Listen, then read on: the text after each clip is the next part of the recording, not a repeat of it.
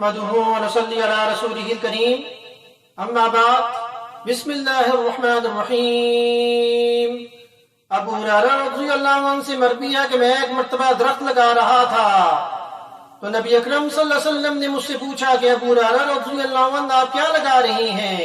تو میں نے جواب دیا کہ اللہ کے رسول صلی اللہ علیہ وسلم میں جنت میں درخت لگا رہا ہوں۔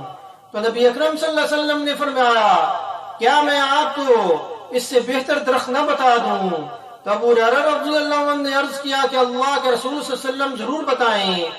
تو نبی اکرم صلی اللہ علیہ وسلم نے فرمایا کہ آپ یہ کلمات پڑھیں، سبحان اللہ والحمد للہ ولا الہ الا اللہ واللہ اکبر، تو جنت میں ہر کلمے کے بدلے میں آپ کے لیے ایک درخت جو لگ جائے گا۔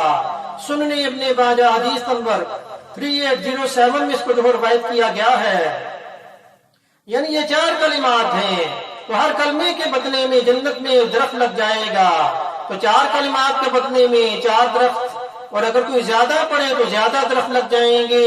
تو اللہ پاک ہمیں زیادہ سے زیادہ ذکر اذکار کرنے کی توفیق عطا فرمائیں۔ اللہ پاک ہم سب کو جنت نصیب کریں۔ وما علینا الا البلاغ